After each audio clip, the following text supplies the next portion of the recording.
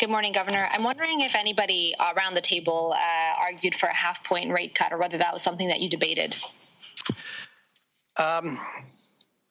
Well,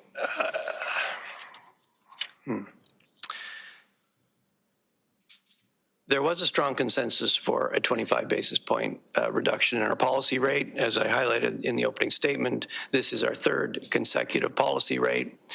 And the council also agreed that, as I mentioned, if inflation continued to ease broadly in line with our forecast, it is reasonable to expect further cuts in our policy interest rate.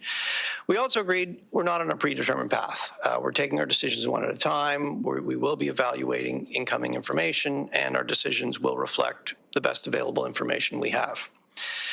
We did discuss, looking forward, we did discuss some different scenarios where it might be appropriate to slow the pace of declines in interest rates. We also discussed scenarios where it could be appropriate to cut by 50 basis points. So you're going to get the summary of deliberations in a couple of weeks, but to give you a couple of examples, if those upward forces in inflation prove to be stronger than we expected, if there's significantly less slack in the economy than we assess, yes, it might be appropriate to slow the pace of declines.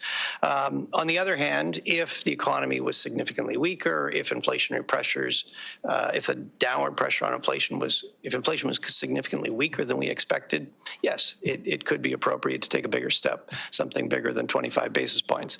But I'll come back to where I started. We're going to be taking the decisions one at a time. We will be assessing the data, and we will take our decisions based on the data we have.